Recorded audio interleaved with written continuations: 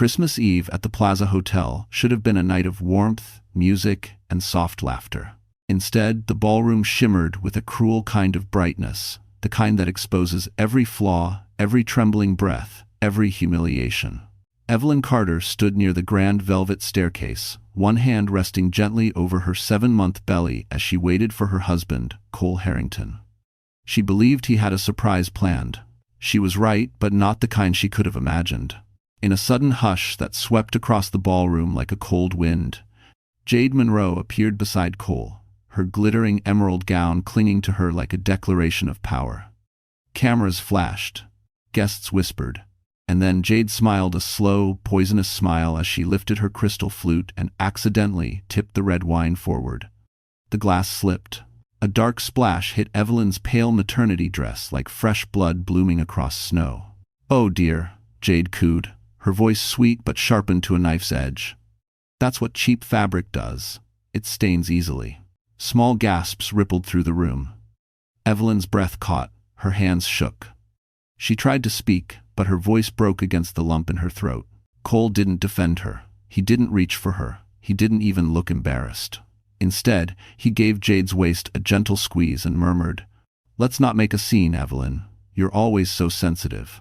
Sensitive. The word sliced deeper than the wine had spread. The orchestra kept playing, but the music felt wrong, too bright, too cruel. Evelyn swayed slightly, the lights blurring, the room tilting. She clutched the banister, trying to steady her balance. No one moved to help her. Not one guest. Then, a voice deep, cold, commanding cut through the crowd. "That's enough." Every head turned. A tall man in a tailored black coat stood at the entrance, snow dusting his shoulders like frost on steel. His eyes, gray, sharp, unmistakably furious, were locked on Cole and Jade. Evelyn blinked, confused. She had never seen him before. But he knew exactly who she was. And he had come for one reason. Because her suffering was about to end. The ballroom fell into an uneasy silence as the tall stranger stepped forward, snow melting slowly from the shoulders of his black wool coat. His presence alone shifted the air. People instinctively straightened their backs, unsure who he was, but certain he wasn't someone to ignore. The music faded into a strained whisper as the orchestra hesitated, confused by the sudden tension rippling through the glittering crowd. Evelyn blinked through the blur in her eyes. Something about the stranger's gaze felt strangely familiar, as if he carried a piece of a life she had lost long ago. But she couldn't place it. Her heart thudded weakly against her ribs, her breath shallow from the humiliation and the ache in her abdomen. Cole stepped forward first, puffing himself up like a man eager to reassert control. "Sir, this is a private event," he said sharply, "and whoever you are, you're interrupting something important." The stranger didn't look at him, not even for a second. His cold stare remained fixed on Evelyn, as though evaluating every tremble in her hands and every second she had spent standing alone. Then he finally spoke quietly, but with such authority that the nearest guests stiffened. "Important?" he repeated, his tone almost amused. "To whom?" Cole bristled. "To me. I'm Cole Harrington, deputy director at—" "I know exactly who you are," the stranger cut in. "And what you are." A quiet gasp rippled through the nearby guests. Jade's smirk faded slightly, though she quickly masked it with a scoff. "Look," Jade said, stepping in front of Cole as if shielding her property. "Whoever you think you are, you can't just barge in here and accuse people. This poor girl," she gestured to Evelyn with a casual cruelty, "is making a scene again. She loves attention." Evelyn flinched. Jade said it with such ease, such confidence, as though Evelyn were nothing more than an inconvenience cluttering the room. But the stranger's expression hardened. "Interesting choice of words," he murmured, considering she was the one humiliated, not the one holding the wineglass. Jade's cheeks reddened. "It was an accident." "No," the stranger said softly, "it wasn't." There was something chilling in the certainty of his voice, and for the first time, Jade looked uneasy. She glanced at Cole, expecting him to jump in, but Cole's face had shifted his annoyance, giving way to nervousness as he realized this stranger wasn't intimidated by wealth or status. "Who are you?" Cole demanded, voice cracking slightly. The stranger finally turned his head and met Cole's eyes. "Someone who doesn't tolerate cruelty," he said calmly, "especially toward a woman carrying a child." The emphasis made Cole swallow hard.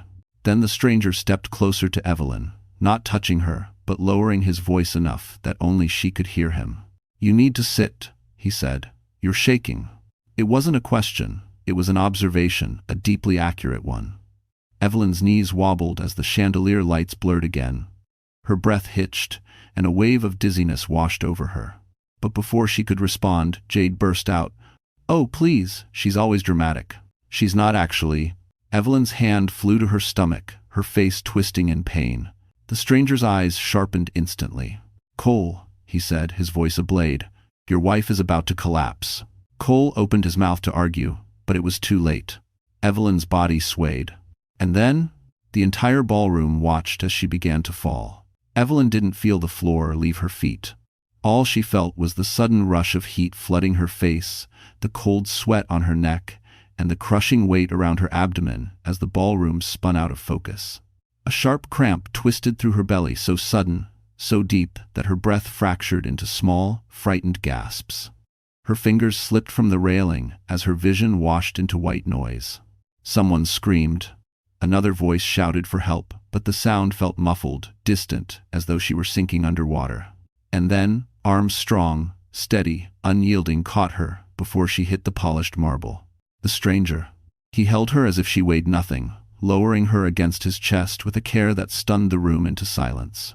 Guests stepped back, making space without being asked, sensing instinctively they were in the presence of someone who was used to commanding it. Evelyn's eyes fluttered open, unfocused. Her voice was barely a whisper. I'm fine. I just need a moment." "You're not fine," the man replied, his tone firm yet gentle. "You're in distress. Stay still." She felt the deep rumble of his voice through his coat. It grounded her more than the floor beneath her ever could. For a brief moment, Evelyn let herself rest her head against him, the pain slowly ebbing into something manageable. Cole rushed forward at last, though his expression held more annoyance than concern. "Evelyn, what now? Are you trying to embarrass me even more tonight?" A murmur of disgust rippled through the nearby guests, subtle but unmistakable. "Step back," the stranger commanded without raising his voice. Cole bristled. "Excuse me? That's my why." "She is a pregnant woman who needs medical attention," the stranger said sharply. "And you clearly aren't providing any." "Brosy." Jade clung to Cole's arm, trying to pull him back, but her eyes darted nervously between the stranger's face and the onlookers' reactions. The tide of public opinion was shifting fast, and she felt it. Evelyn tried to sit up, wincing. "Please, I don't want to cause a scene." The stranger shook his head. "You didn't cause this. Others did." He lifted her carefully, one arm beneath her knees, the other bracing her back. Evelyn gasped softly, both from the sudden movement and the shock that someone, a complete stranger, was handling her with more care than her own husband had in months. People whispered, "Who is he? He's not just anyone. He looks like—" "But no, that can't be." Cole stepped forward again, frustrated. "Put her down. She's overreacting. She does this all the—" "You will not speak to her again tonight," the stranger said coldly. The authority in his voice froze, Cole mid-step. Then the stranger turned to one of the hotel staff. "Call the medical team. Now." The staff member hurried away, almost tripping in his haste.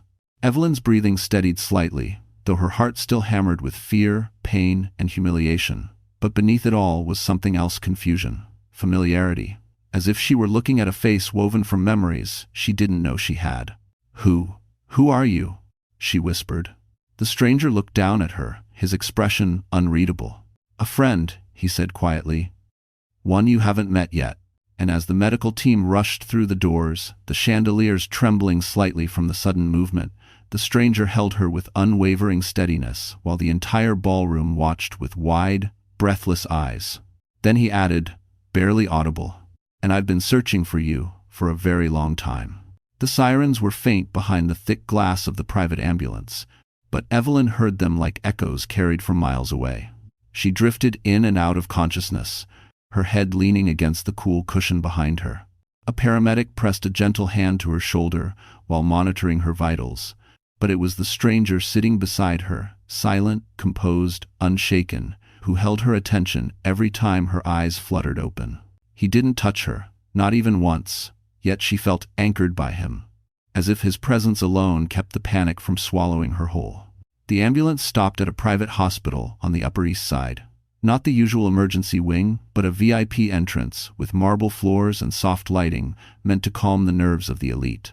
The orderlies bowed their heads slightly when they saw the stranger. Not out of fear, out of recognition. Evelyn noticed it even in her haze. They knew him. She was rushed into a private suite, clean, warm, quiet, far from the cold glamour of the plaza. Machines hummed softly while doctors examined her. One monitored her blood pressure, while another checked the baby's heartbeat. Strong, steady, reassuring. "Your child is safe," the doctor said at last. "You need rest and hydration." Stress triggered the episode. No signs of early labor. Relief washed over Evelyn so fast her chest trembled. But before she could thank the doctor, he stepped aside and the stranger appeared in the doorway. He had removed his coat, revealing a tailored charcoal suit beneath, the kind only men of extraordinary means wore. His posture was rigid, controlled, but his eyes, those steel-gray eyes, softened the moment they met hers. "You're stable," he said, as though he'd personally willed her body back to safety. "That's all that matters." Evelyn swallowed, unsure how to respond. I still don't know who you are." "You will," he answered quietly. A nurse interrupted by bringing Evelyn warm water. As she drank with trembling hands, the stranger stepped outside, but not far. Through the crack in the door, Evelyn saw him speaking to someone in a low, firm voice. Then she heard it. "Run a full medical file. And get what I asked for." She frowned. What he asked for? The nurse gave her a reassuring smile. "He hasn't left the floor since we brought you in." "He shouldn't have to stay," Evelyn murmured. The nurse paused. Her expression shifted, almost as if she were about to say something important. But then she simply smiled again. Some people don't care about inconvenience when someone matters. Someone matters. The word struck Evelyn oddly. No one, not even Cole, had treated her like she mattered in a long time. When the nurse left, the stranger walked back in, loosening his tie as though preparing for a long night. He studied her carefully, as if piecing together a puzzle he had waited years to solve. "I should call my husband," Evelyn said finally, though her voice wavered. His jaw tightened. "He knows where you are." The hotel staff updated him. "And he didn't come?" she whispered. The stranger didn't answer. "He didn't need to." Evelyn looked down at her hands. "Why? Why were you even at the gala?" "For you," he said simply. Her breath froze. "For me? You don't even know me." His gaze held hers, unwavering. "Evelyn, I do know you." She stared at him, confusion deepening. Then he stepped closer and lowered his voice, each word slow and deliberate. "And tonight, I'll prove it." Cole Harrington finally arrived at the hospital 3 hours after Evelyn had collapsed, not with worry in his eyes but irritation in his step. He walked into the private suite with Jade close behind him, both dressed as if they were returning from a celebration rather than checking on a pregnant wife who had fallen unconscious in front of 300 guests. Evelyn looked up from the hospital bed, her face pale, her eyes heavy. She had hoped, despite everything, for a flicker of concern. A simple, "Are you okay?" A whisper of remorse. Anything.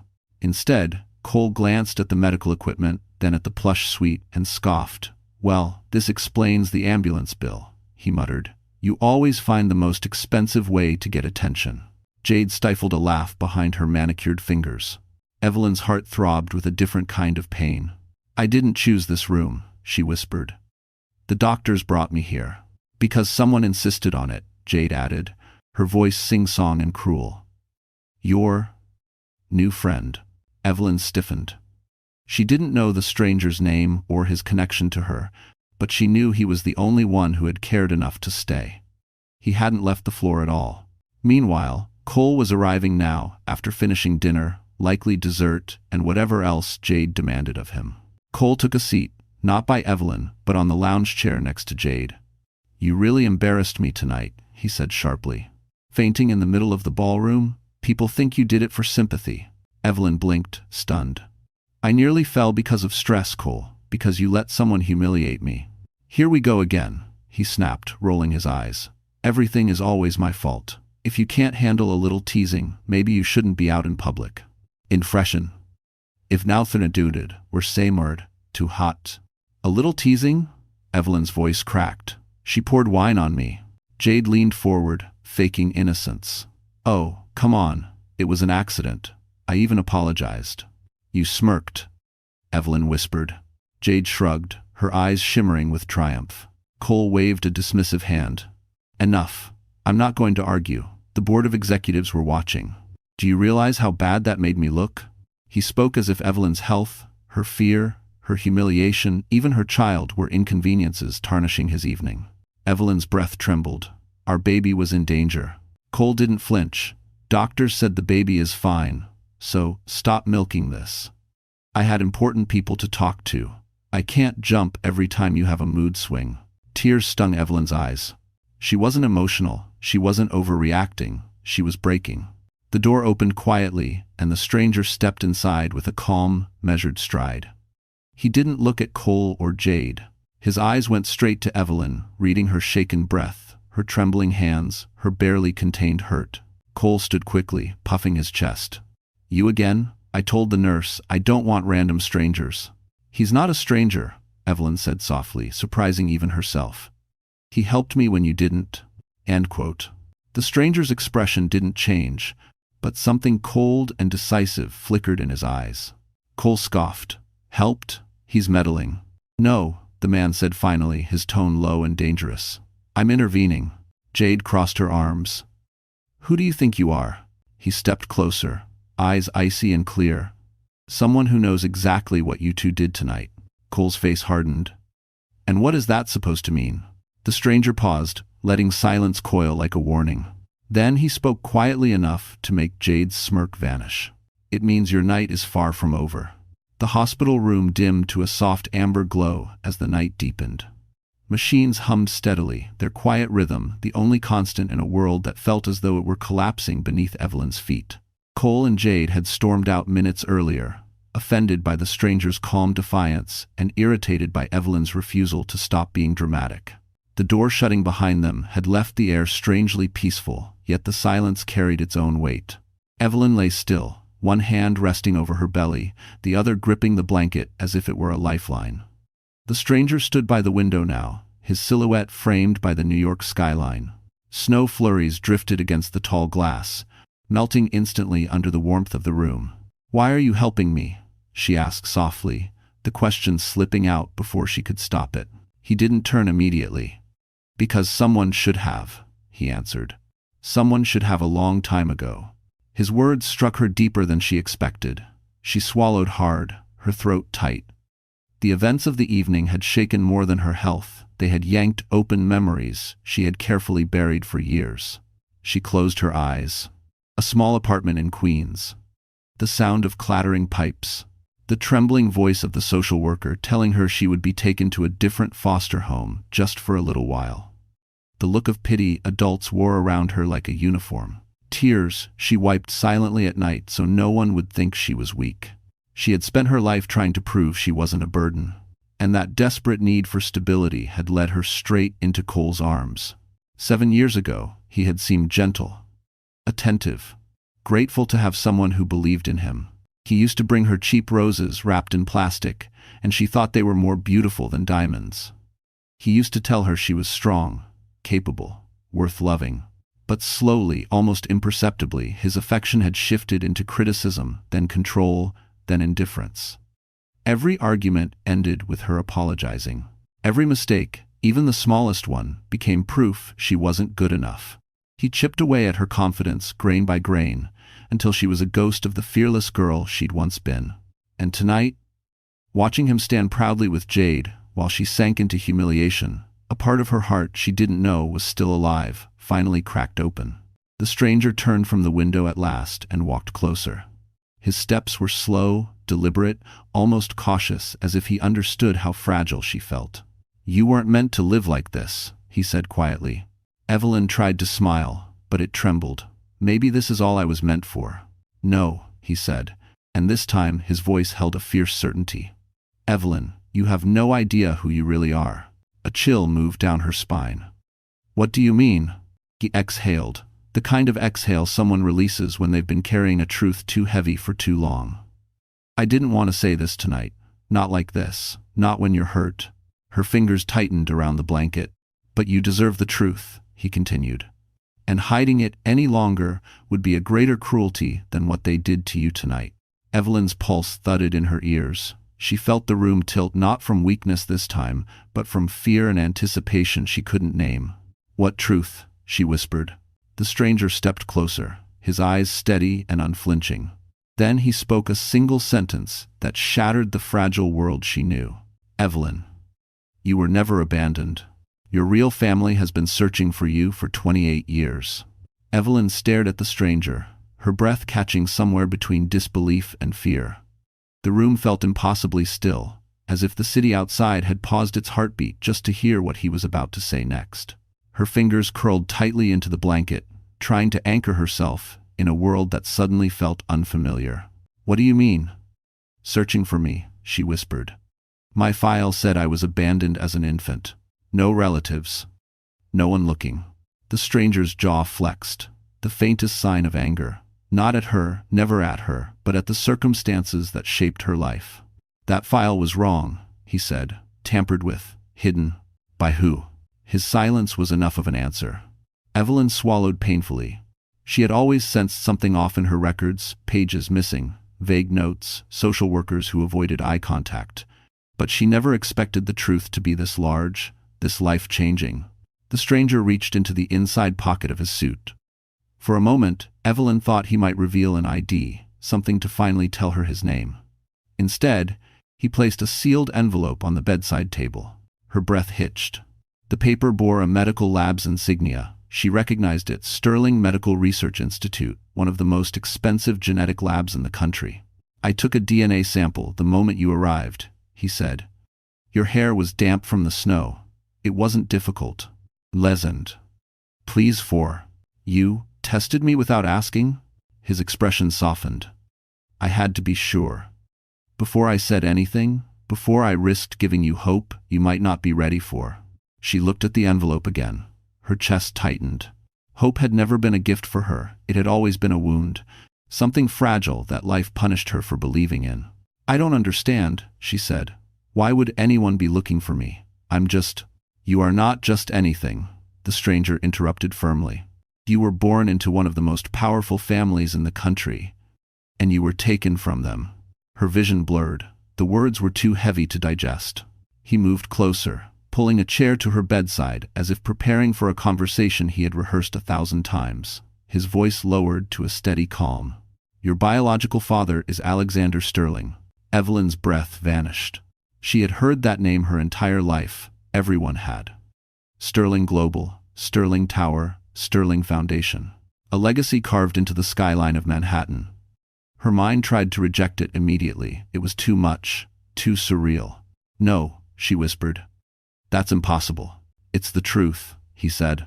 "You were kidnapped as an infant during a hospital transfer. The nurse on duty disappeared. The file was rewritten.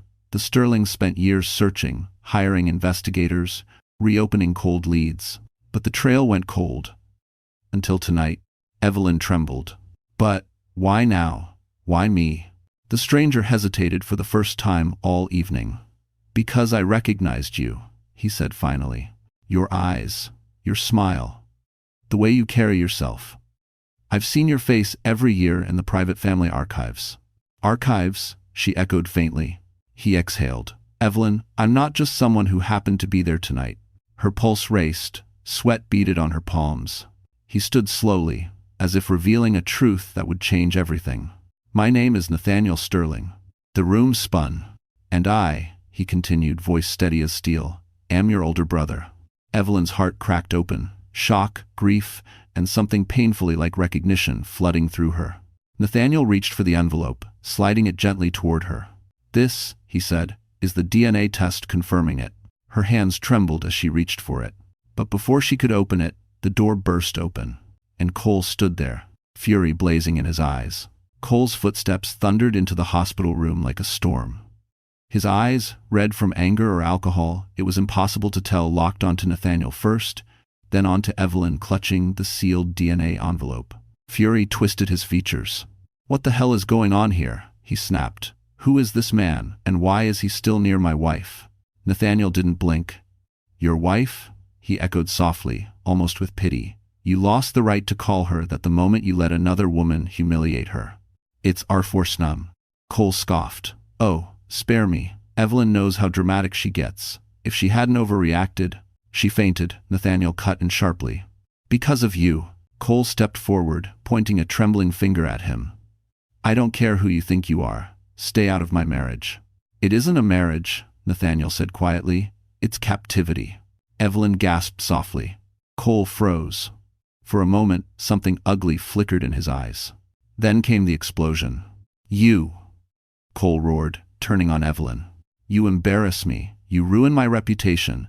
And now you're bringing rich strangers into our business? She didn't bring me, Nathaniel replied. I came because she needed someone. Cole glared at Evelyn. You're coming home, now. I'm not leaving tonight, she whispered, her voice trembling but firm. Oh yes, you are, he barked. Pack your things. I am done being humiliated. She's pregnant, Nathaniel said. She's staying under medical supervision. Cole let out a humorless laugh. You don't get a say in this. Nathaniel stepped forward, and the room seemed to shrink. I do, and I will. Something snapped inside Cole. His pride couldn't withstand the quiet authority in Nathaniel's voice, nor the way Evelyn was finally looking at anyone with trust instead of fear. You think you're special? Cole hissed. You think a fancy suit makes you important? Nathaniel's expression didn't change. Evelyn, do you want him here? Her lips parted, her hands trembled. For the first time in years, she felt the weight of her own voice. No, she whispered. I don't. Cole went still. She had never said those words to him. Not once. You ungrateful little. Nathaniel stepped between them, a solid wall of calm steel. Watch your next word very carefully. Cole's rage spiraled.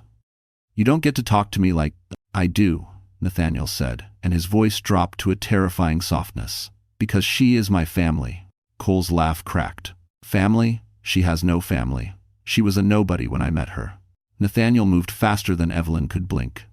One decisive step, one firm shove, and Cole stumbled backward, not violently, just enough to force distance. You will never speak about her that way again, Nathaniel said. Not after tonight. Not ever. Cole's face twisted into something dark, vindictive. Fine. If she wants to stay here, let her. But when she's discharged, she's not coming back. Our home is mine. She's out. An ocean. Evelyn felt the words like cold shards piercing her ribs. But Nathaniel didn't flinch. She won't need your home, he said. She doesn't need anything from you. The door burst open again as a nurse rushed in. Sir, you need to leave. The patient needs calm. Cole pointed at Evelyn one last time. You'll regret this, both of you. He stormed out, Jade's heels clicking rapidly behind him. The room fell quiet again. Evelyn's breath trembled. Nathaniel, what happens now? He looked at her, something fierce and protective burning in his eyes. Then he said the words that would change her life forever. Now, you're coming home with me. Evelyn had imagined many versions of home. Throughout her life, foster houses with creaky floors, small apartments she rented with minimum wage pay, and later the condo she shared with Cole, where she tried so hard to make every corner warm. None of those places prepared her for the sight that greeted her when Nathaniel's black SUV rolled silently through the iron gates. The Sterling townhouse rose like something out of a different world, a limestone mansion stretching across a corner of the Upper East Side, glowing under winter streetlights. Tall windows, wrought iron balconies, a carved crest above the entryway, an estate that whispered history, legacy, and power. Evelyn stared out the window, her breath catching. This can't be for me. It's for our family, Nathaniel corrected softly. Which means it's yours. Two uniformed staff opened the car doors before the engine even turned off. Good evening, Mr. Sterling, they greeted in unison, then turned respectfully to Evelyn. Welcome home, Miss Carter. Evelyn startled. It's Carter, she said quickly. Just Carter. Nathaniel's gaze softened. For now, he murmured. As she stepped out of the SUV, the cold air nipped her cheeks, but the warmth flooding her chest felt almost unreal. She'd never had a place where people were waiting for her arrival. Never had a door opened because someone recognized her presence as something important. Inside, the entrance hall stretched upward into a chandeliered dome of crystal and soft gold light. Marble floors reflected the glow. A sweeping staircase curved toward the second floor like a ribbon of ivory stone. Portraits lined the walls, Sterling's from generations past, painted with an elegance that spoke of wealth and endurance. Evelyn's voice trembled. "Nathaniel, I don't belong here." "You belong here more than anywhere you've ever been," he replied. "This is the house you were meant to grow up in." A graceful woman in her 50s approached, wearing a black dress and a warm expression. "Miss Carter," she said, bowing her head slightly. "I'm Helena, the house manager. We've prepared the East Wing suite for you. If you need anything at all, day or night, please tell me." Evelyn shook her head, overwhelmed. "Please, I don't want to be treated differently. You're not being treated differently," Helena said kindly. "You're being treated as family." The word made Evelyn's throat tighten. She blinked rapidly, fighting tears. Nathaniel placed a gentle hand on her elbow. "Come," he said. "There's something I want you to see. If you could, Mayan." He led her down a long hallway, past quiet sitting rooms and shelves of leather-bound books, until they reached a set of double doors. Nathaniel opened them slowly. Inside was a nursery. Soft lighting, pale cream walls, a crib built from carved wood, a rocking chair near the window, a mobile made of tiny silver stars turning slowly above the crib. Evelyn pressed a hand to her mouth. What is this?" "A room that was prepared 28 years ago," Nathaniel said quietly. "For you?" "As for." Tears spilled down her cheeks before she could stop them. Her legs weakened, and she sank onto the rocking chair, as if the weight of everything finally became too much. Nathaniel knelt beside her. "Evelyn, your disappearance shattered this family. Our father never stopped looking. Not 1 year passed without him sending investigators, reopening files, funding new searches." Evelyn shook her head, trembling. "Why would anyone take me?" Nathaniel's eyes hardened. "That's what we intend to find out." She swallowed, fear creeping in. "You think it wasn't an accident?" "I know it wasn't," he said. "And whoever did it may still be out there." Before Evelyn could process his words, Helena appeared in the doorway, pale and breathless. "Mr. Sterling," she whispered, "you have a visitor." Nathaniel rose to his feet. "At this hour? Who is it?" Helena hesitated, her voice trembling. "Sir, it's your father." 80. Jade Monroe had always believed she understood power. She had built her social media empire on image, influence, and carefully crafted illusions. She knew how to charm, how to manipulate, how to make people believe she belonged in places she had no right standing in. But as she sat in her luxury apartment 2 blocks from Times Square, scrolling through the news on her iPhone with trembling fingers, she realized she had never understood real power at all. Because real power had a name. Sterling. And Evelyn quiet, gentle, nobody. Evelyn was one of them. The headline glared from the screen. "Sterling family identifies long-lost daughter. Private security seen at Upper East Side estate." Jade's breath hitched. She clicked the article open with a shaking thumb. The details were vague, but the implications were devastating. A source within the Sterling Foundation confirmed that Alexander Sterling had returned to New York unexpectedly, and staff reported preparations inside the estate, consistent with receiving a new family member. "Oh my God," Jade whispered. "This is bad. This is very, very bad." She paced the apartment, nearly tripping over a designer heel tossed aside on the floor. Her heart hammered as realization washed over her. If Evelyn was a Sterling, then Jade hadn't just mocked a pregnant woman. She had humiliated the heir to a $1 trillion empire in front of hundreds of guests. In front of donors. In front of people who would never forget. Her influencer contracts. Gone. Her brand sponsorships? Done. Her reputation? Finished. She grabbed her coat and rushed out the door, ignoring Cole's texts. She had been avoiding him ever since he stormed out of the hospital, mostly because she was afraid he'd figure out the truth before she did. Jade practically flew into the elevator, stabbing the lobby button. Come on, she muttered. When she reached the street, she hailed the first cab she saw. 5th Avenue, Sterling Townhouse. Hurry. The cab driver gave her a strange look. "Ma'am, you sure about that place?" "Yes," Jade snapped. "Just drive." End quote. But her bravado evaporated as she approached the wrought iron gates. The townhouse was lit brightly, despite the late hour, security stationed outside. As she stepped out of the cab, one of the guards immediately raised a hand. "Stop, state your business." I'm here to see Evelyn Carter," Jade said, forcing a tight smile. "She knows me. I'm her friend, The guard didn't blink. "Miss Carter is not receiving visitors." Jade's breath faltered. "But I just want to talk to. You need to leave." Panic clawed at her throat. "Listen, whatever you think happened tonight. We know exactly what happened," the guard replied coldly. "And we know who you are." Jade took a step back, her heels scraping against the pavement. Another guard approached. "Miss Monroe, for your own sake, don't attempt to contact Miss Carter again. The family is aware of your actions." "What does that mean?" she whispered.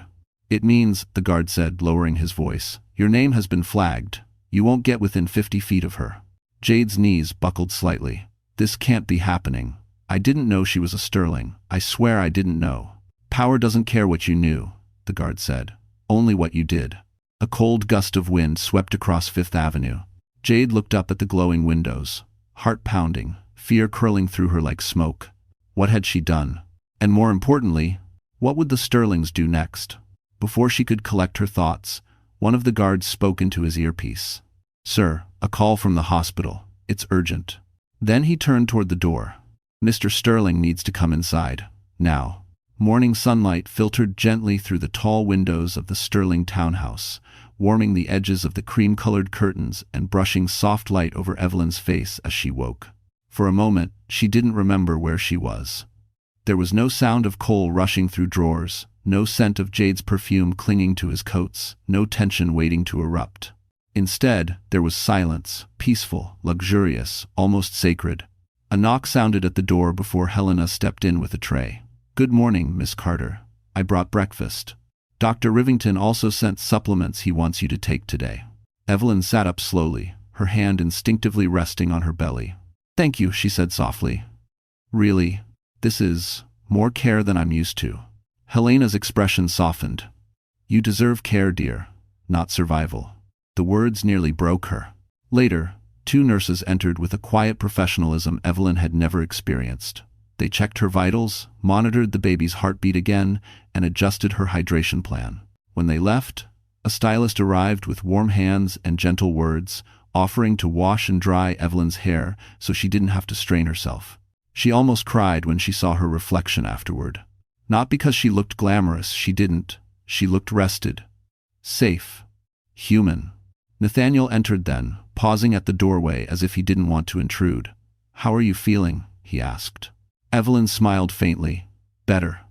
"Overwhelmed, but better." He nodded. "Good.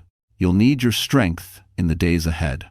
She looked at him, worry clouding her eyes. "Because of Cole?" "Because of everything," Nathaniel replied. "Your identity, your past, the investigation into what happened when you were taken. And yes, because of Cole." He approached the desk and placed several folders down. "Your husband drained your joint account last night. He also attempted to access your medical files at the hospital, but the staff blocked him." Evelyn inhaled sharply. "Why would he?" "Control," Nathaniel said. "Fear, desperation. Men like him don't respond well when the person they underestimated slips out of reach." Evelyn dropped her gaze. "I don't want to be afraid anymore." "That's why you're here," he said quietly. "And that's why we prepare." A moment later, Helena stepped back in. "Mr. Sterling, the tailoring team is ready for Miss Carter." Nathaniel gestured toward the hall. "Come. Today we rebuild more than just safety." 8. Evelyn followed him into a sunlit room lined with mirrors. Garment bags hung neatly along the walls, soft maternity dresses, coats from designers she only recognized from magazines, comfortable yet elegant clothing curated specifically for her changing body. One of the stylists approached with a polite nod. "Miss Carter, we'll fit you for several outfits today. You'll need them." "For what?" Evelyn asked. Nathaniel met her gaze in the mirror. "Your reintroduction to the world, and to the Sterling legacy." Her breath caught. She had never imagined herself as anything more than a quiet woman who worked hard, loved deeply, and endured too much. But now, looking at herself surrounded by people preparing her for a life she never knew she had lost, something inside her shifted. Resolve. Strength. A spark she thought Cole had extinguished.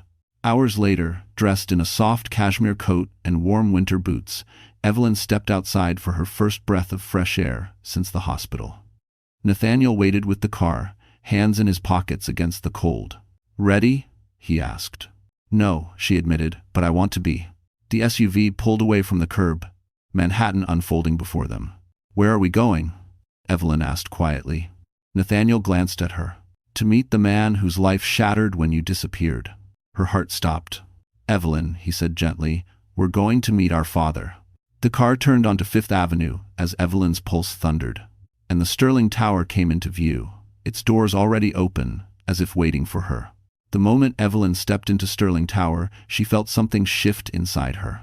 The building itself radiated authority, sleek marble floors, glass elevators reflecting the Manhattan skyline, and a constant hum of purposeful movement.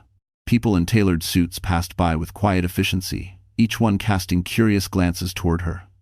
Not hostile, not judgmental, just knowing, as if they already understood who she was, even though she was still learning. Nathaniel guided her through the private executive entrance. Security nodded in respect. Keycards clicked. Doors opened automatically. Is it always like this? She whispered. For Sterling's, he replied. Yes. Thanks, Forgis. They entered a conference suite where two attorneys in dark suits stood waiting. One of them, a composed woman with silver-streaked hair, stepped forward. Miss Carter, she greeted. I'm Elizabeth Warren, head legal counsel for the family. We've begun drafting protective measures. Evelyn blinked. Protective? Elizabeth nodded. Your husband's actions yesterday triggered several legal red flags.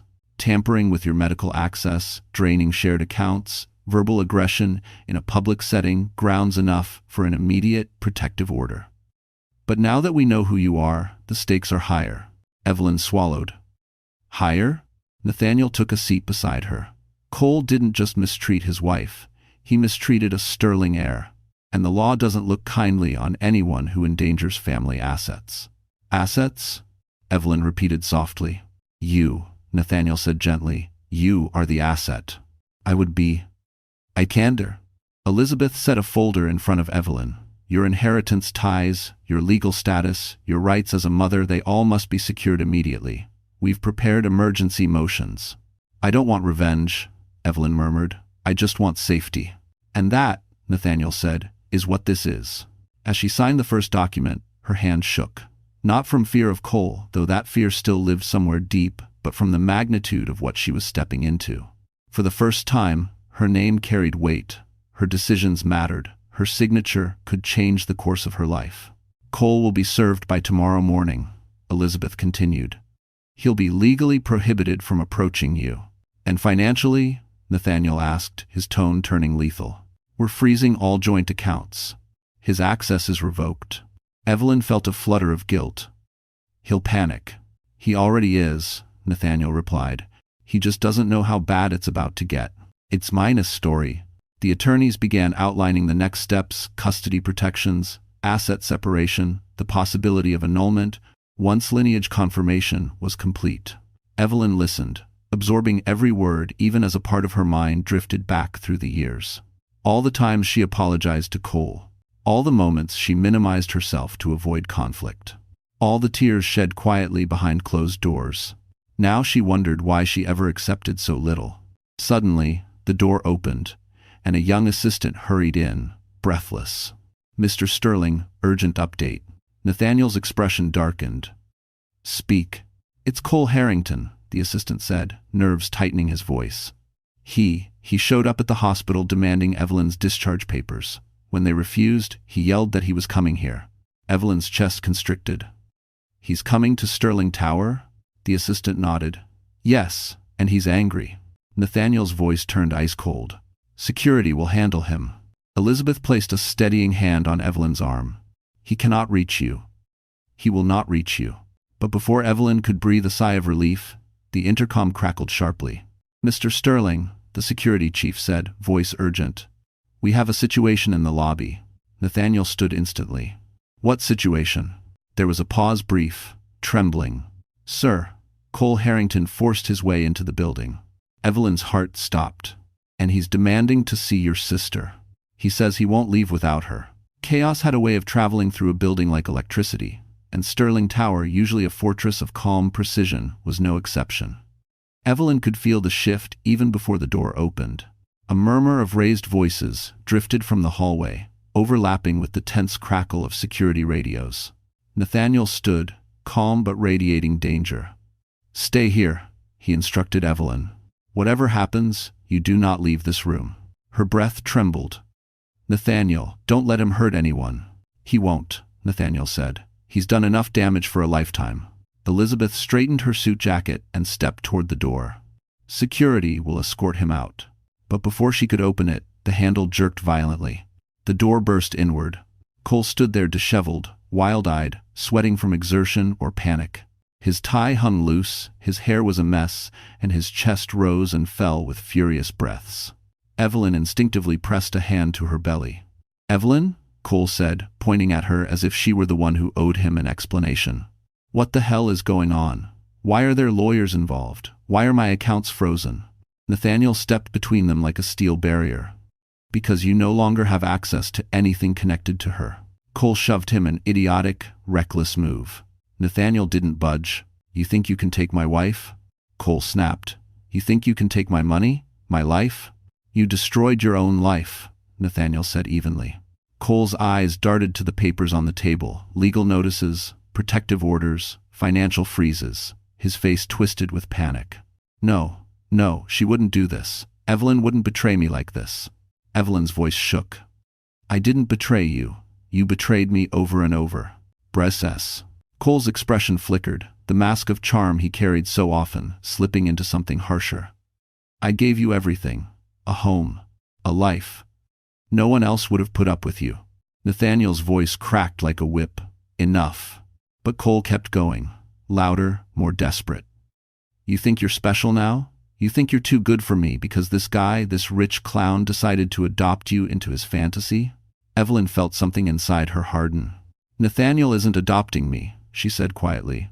"He's my family." Cole laughed short, cruel, hysterical. "Family? You don't have family, Evelyn. You're—" Nathaniel slammed the DNA envelope onto the table. "You're done here, Cole." Cole froze. "What is that?" he asked. Evelyn didn't answer. She didn't have to.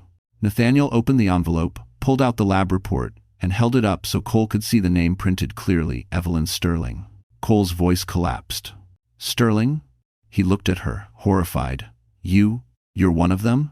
His mind raced, calculating, panicking, reaching for any angle to salvage his crumbling life. "Evelyn, listen to me," he said, voice suddenly soft. "Baby, we can fix this. We can." "Don't," she whispered. Security guards appeared at the doorway. "Mr. Harrington," one said firmly, "you need to come with us."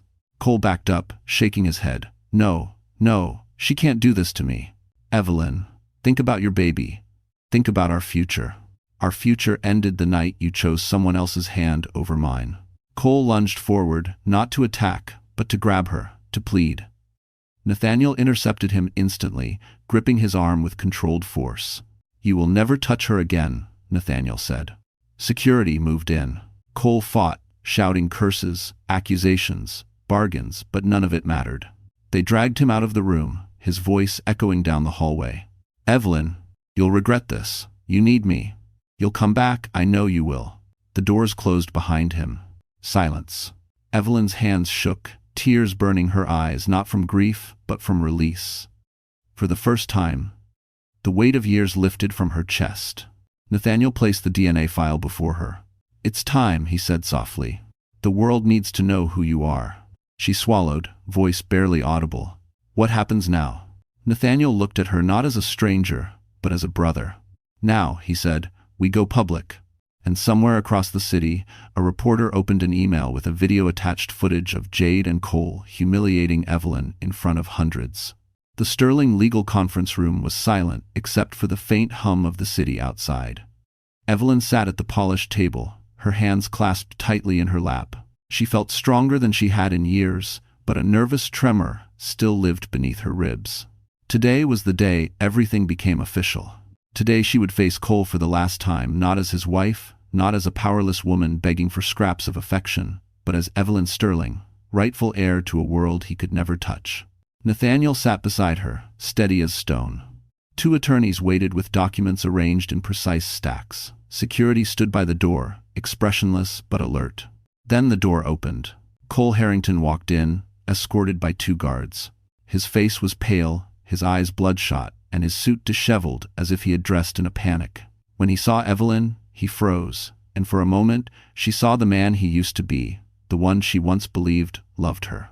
But that illusion dissolved quickly, replaced by bitterness and panic. He took a hesitant step forward.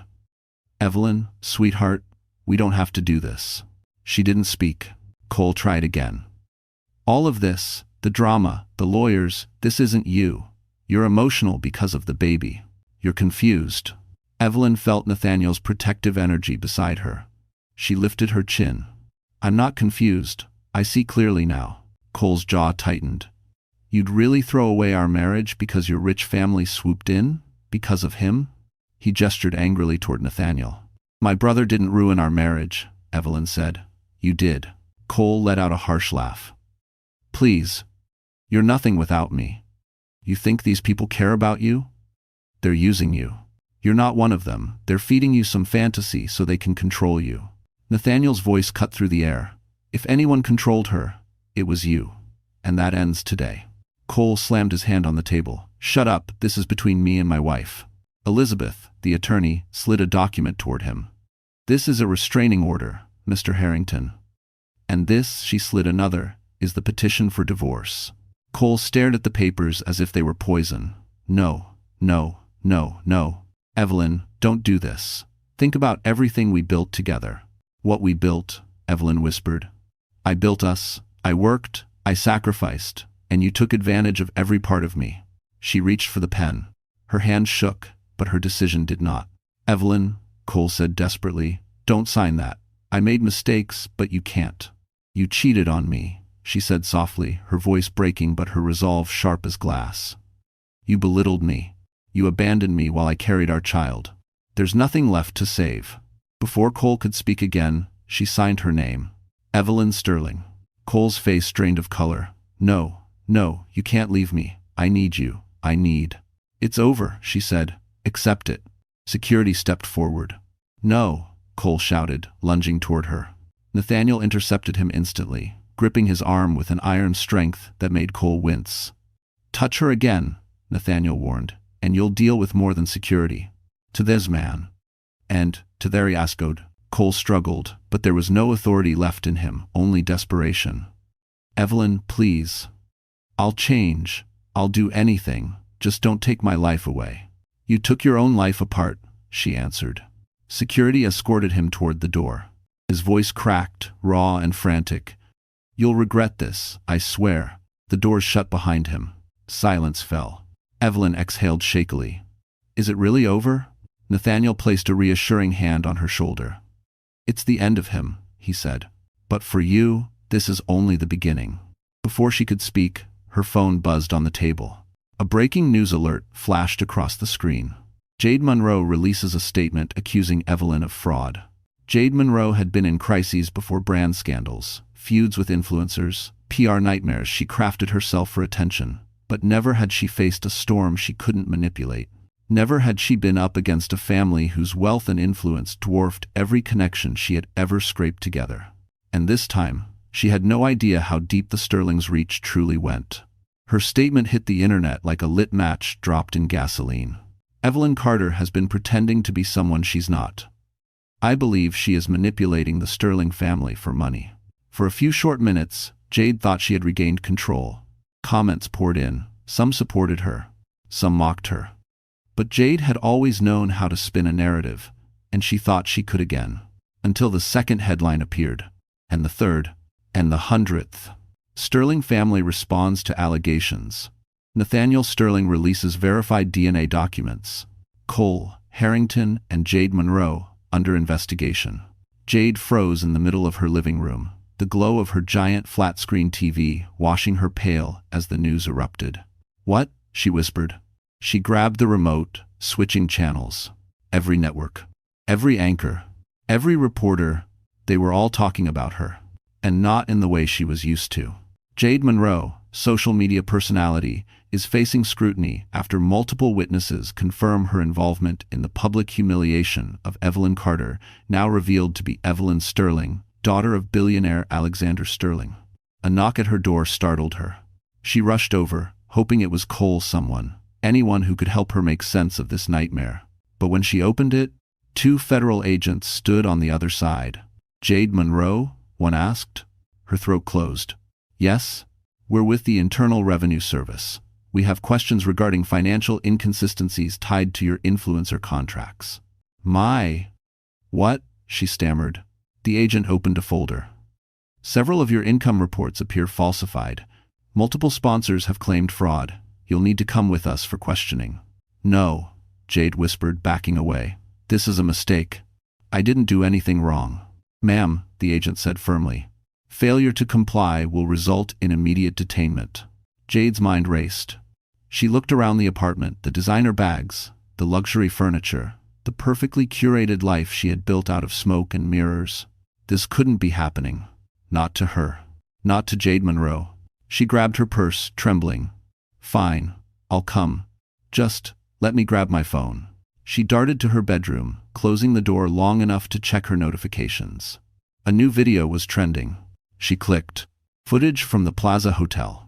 The Christmas Eve gala. Clear as day. Jade smirking. Jade tipping wine onto Evelyn's dress. Jade calling her cheap. Cole laughing beside her. And the caption, "The real Jade Monroe." Millions of views. Growing by the second. "No," Jade breathed. "No, no, no." A shout came from behind the door. "Miss Monroe, we need to leave now." Jade swiped tears from her face, grabbed her coat, and followed them out, her entire world collapsing around her with every step. As she stepped into the hallway, flashes exploded, paparazzi blocking every exit, cameras firing questions like bullets. She shielded her face, trembling. But one question cut louder than the others.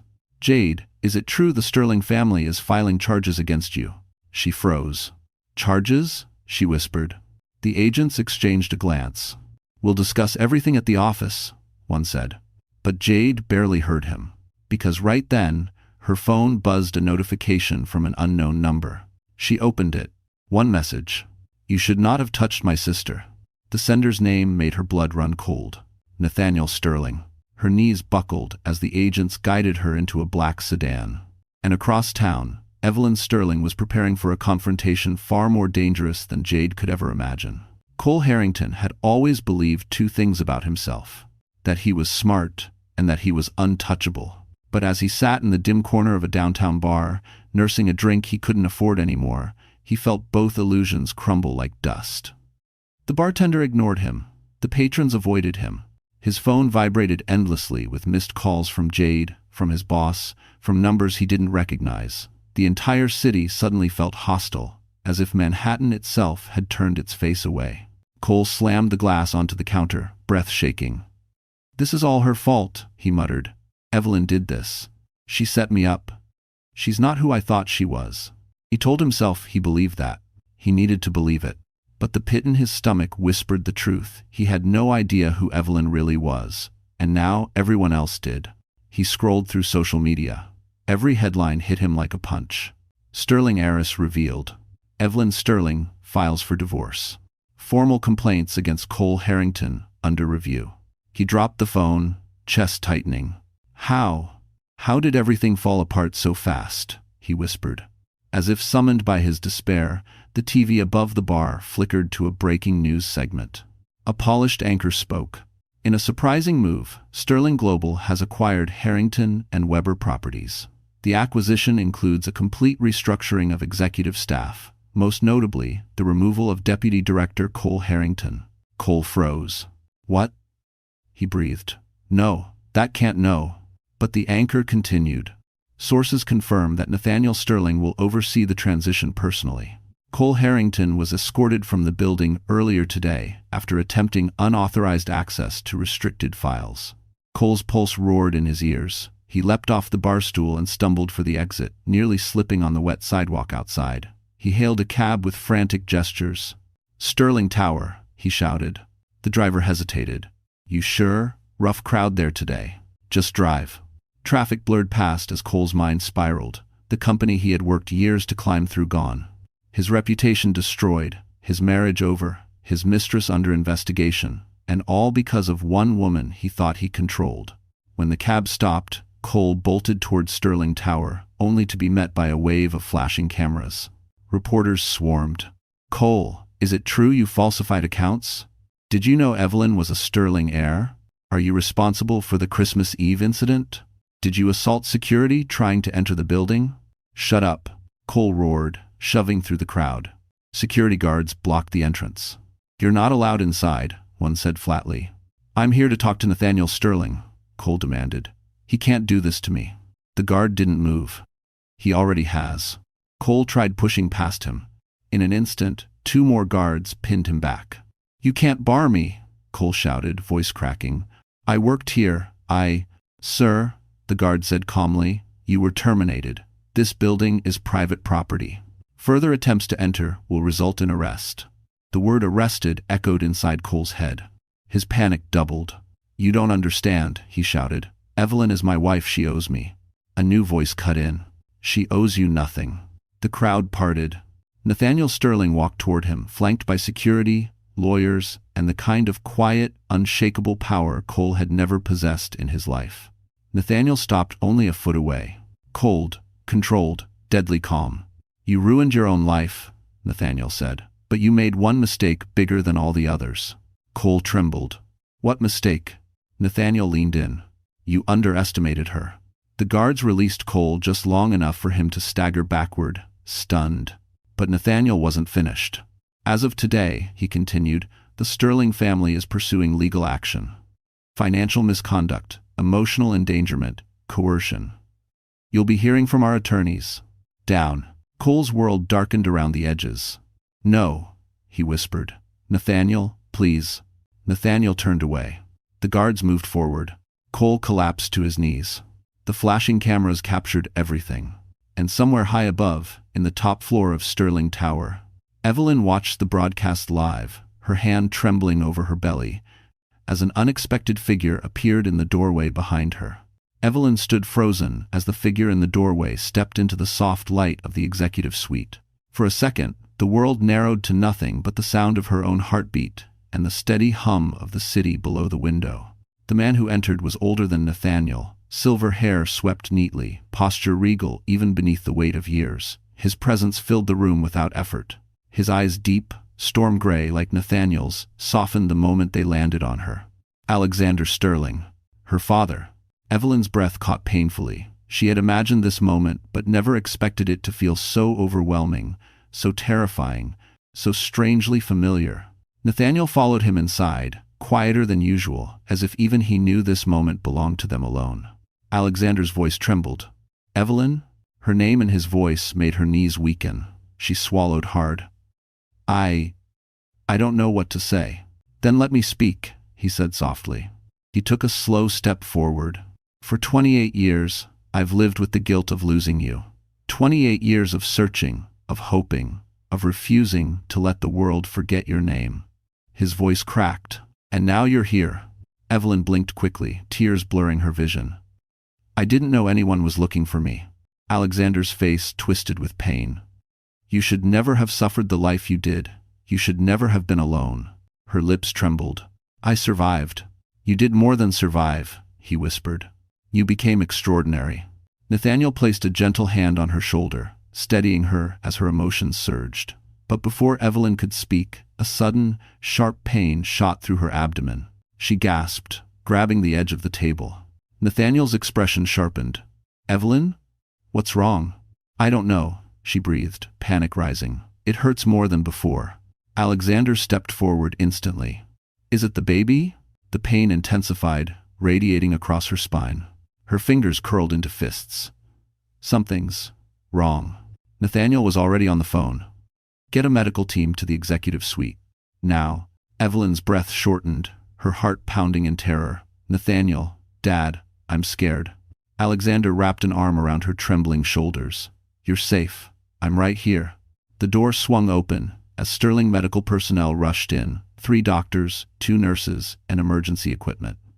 They moved around her swiftly, with calm, practiced urgency. "Contractions are close," one doctor said. "She's going into active labor." "Here?" Evelyn gasped. "I can't." "You can," Alexander said firmly, gripping her hand. "You're strong." They moved her onto a medical stretcher and strapped her gently but securely. Pain rippled through her again, sharper this time, stealing her breath. "Elevator's ready," a nurse said. Nathaniel followed alongside, his jaw clenched. "We're taking her to the medical wing. Full neonatal support is in place." End quote. Evelyn cried out as another contraction hit. She squeezed Alexander's hand, tears streaming. "Dad." He bent down, kisses trembling against her forehead. "I'm here, Evelyn. I'm not losing you again." The medical team rushed her through the private corridors, down a secured elevator, and into the state-of-the-art Sterling medical suite. Machines beeped, lights flashed. People moved with precision. Evelyn's vision blurred as the pain consumed her. "Baby's heart rate rising," a nurse called. "She's dilating fast," another warned. "We need to move now." Evelyn clung to their voices, to her father's steady presence, to Nathaniel's hand gripping her shoulder. "I'm scared," she whimpered. "You're not alone," Alexander whispered. "This time, you're not alone." Hours blurred into minutes, minutes blurred into seconds. And then, a cry pierced the air. A small, fierce, beautiful cry. Evelyn sobbed with relief as the doctor lifted her newborn son. "He's perfect," the doctor said softly. Alexander's shoulders sagged with gratitude. Nathaniel exhaled a breath he'd been holding for years. But before Evelyn could hold her child, a nurse rushed in, face pale. "Mr. Sterling," she said urgently. "We have a problem." Nathaniel stiffened. "What problem?" The nurse swallowed hard. "Cole Harrington just checked into the hospital under a false identity. It's Breeze." The moment Evelyn held her newborn son, the pain, chaos, and fear dissolved into something pure and overwhelming. The tiny weight in her arms felt like a promise, one written long before she understood her place in the world. Her son's soft cries quieted as his cheek rested against her chest, and Evelyn exhaled, tears spilling down her cheeks. Alexander sat beside her bed, reverent and shaken, as if witnessing a miracle he had once believed impossible. Nathaniel stood behind him, arms crossed, trying to appear composed, yet there was a tremor of relief in his posture he couldn't hide. "He's perfect," Alexander whispered. "Just like his mother." Evelyn looked up, voice trembling. "Thank you for being here." Her father shook his head gently. "This time, I would die before leaving you." The room filled with warmth, nurses stepping lightly as they monitored her vitals and the child's. But beneath the peaceful glow, tension lingered because of the nurse's warning. Cole was somewhere in the building. Nathaniel stepped to the corner of the room, lowering his voice as he spoke into his phone. "Increased security. Full lockdown of the maternity wing. No one enters without Sterling clearance." His tone was ice. Evelyn looked over, her body tense. "Nathaniel, he won't hurt the baby, will he?" Nathaniel turned, softening only for her.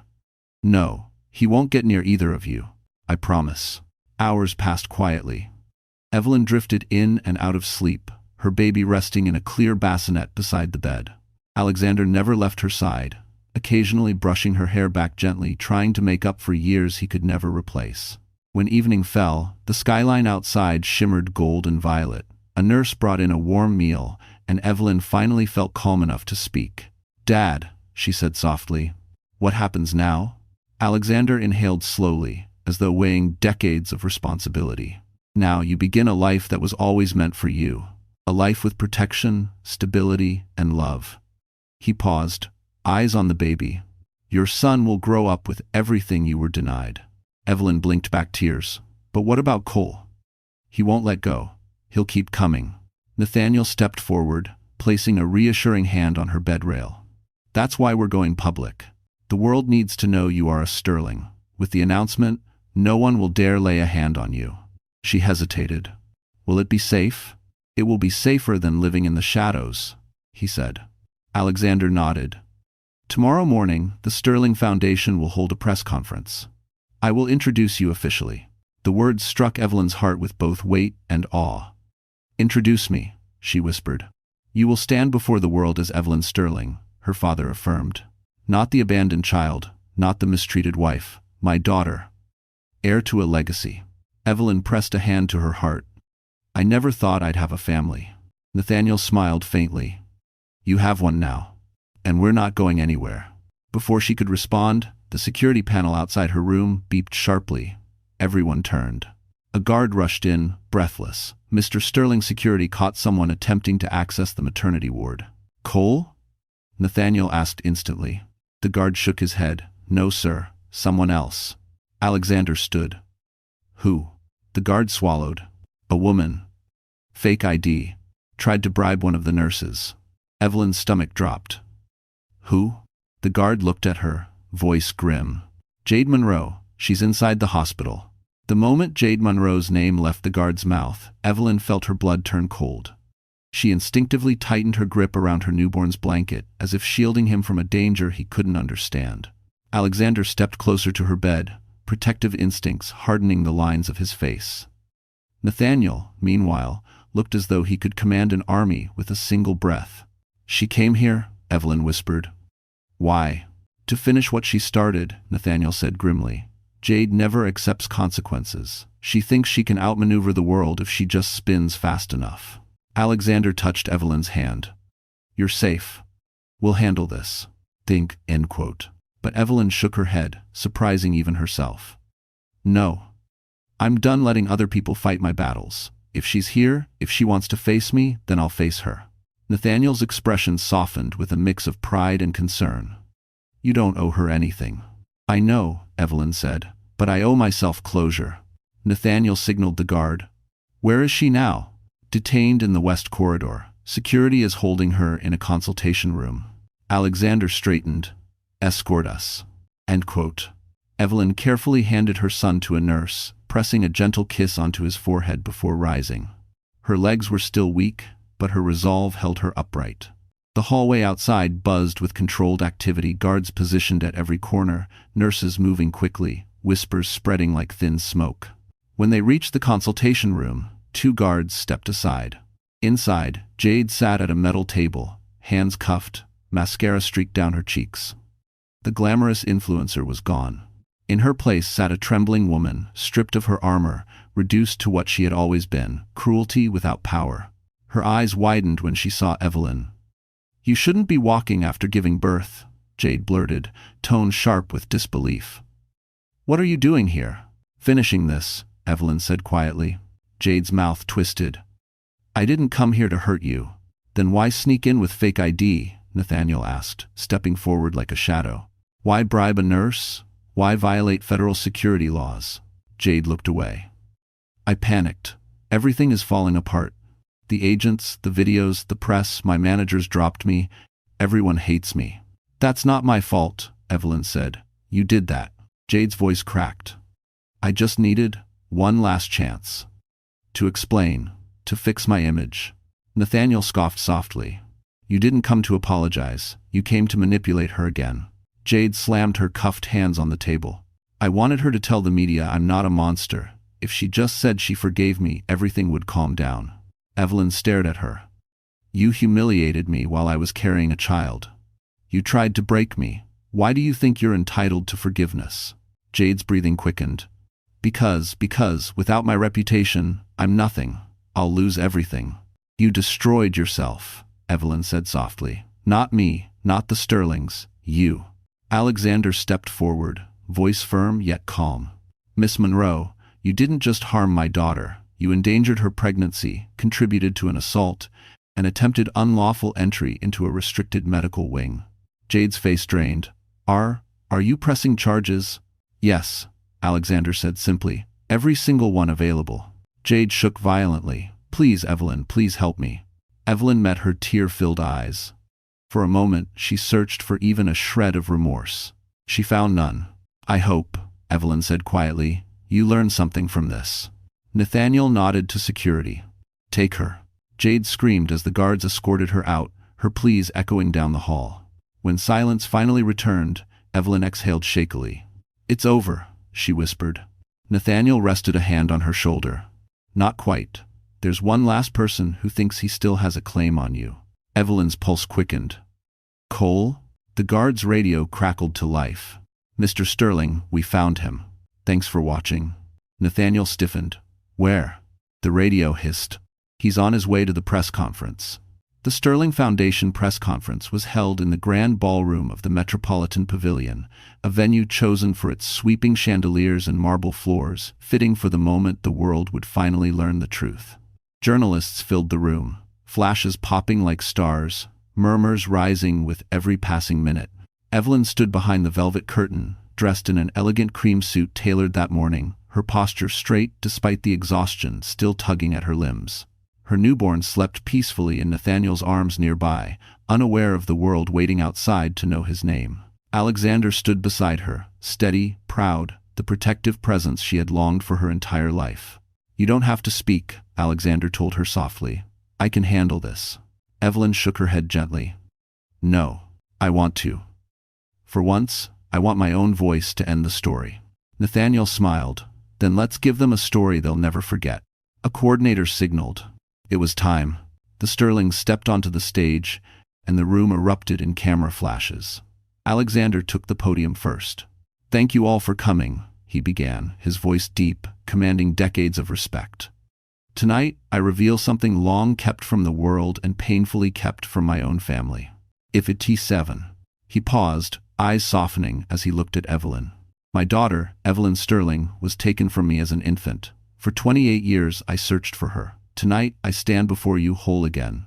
Gasps rippled across the audience. Evelyn stepped forward, her breath trembling but voice steady. "I lived most of my life believing I was unwanted, that my existence was something the world forgot. But now I know the truth. My family never stopped searching." End quote. Her eyes glistened as she continued. "This isn't a story about tragedy. It's a story about survival. About learning that even when people try to destroy you, strength can grow from the pieces they break." Reporters scribbled furiously, cameras fixated on her. "And to anyone watching this," Evelyn said softly, "know that no one has the right to define your worth. No betrayal, no cruelty gets to decide who you are." The room fell silent, mesmerized. But suddenly, a commotion erupted at the back. Shouts, security converging, cameras swinging. Cole Harrington burst through the crowd, disheveled and desperate, his voice cracking with rage. "Evelyn, stop this, you can't erase me." Gasps spread across the ballroom. Evelyn stood frozen for a heartbeat, then straightened. For the first time, she looked at Cole not with fear, not with longing, but with clarity. "Cole," she said, her voice carrying across the room, "you already erased yourself." Security moved in, but Cole pushed forward. "You owe me. I made you who you are." Alexander stepped in front of his daughter, his presence towering. "She owes you nothing." Cole's expression twisted. "You can't." Nathaniel cut him off sharply. "This press conference is being broadcast worldwide. Every word you say right now will define your future." Cole faltered. Nathaniel gestured subtly to security. "Remove him." Two guards grabbed Cole's arms. He struggled, shouting until his voice cracked. "You'll regret this, all of you." No one listened. The doors slammed behind him. Silence reclaimed the room. Evelyn inhaled slowly, letting the last piece of her past fall away. She stepped back to the microphone. "My story doesn't end in fear," she said softly. "It ends in freedom." The audience rose to their feet. Applause, thunderous, powerful, a wave of affirmation that wrapped around her like light. Nathaniel placed her newborn in her arms. Alexander kissed her forehead, and Evelyn looked out at the sea of cameras, finally unbroken. "This," she whispered, "is the life my son will grow up knowing. A life of dignity, a life of truth." The applause swelled again.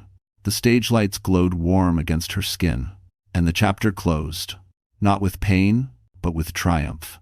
Evelyn Sterling's story had finally received its rightful ending. So that's it. Our story comes to a close. And if you're still here with me right now, listening until the final words, then something in this journey must have touched your heart in a quiet, personal way. Maybe it reminded you of your own strength.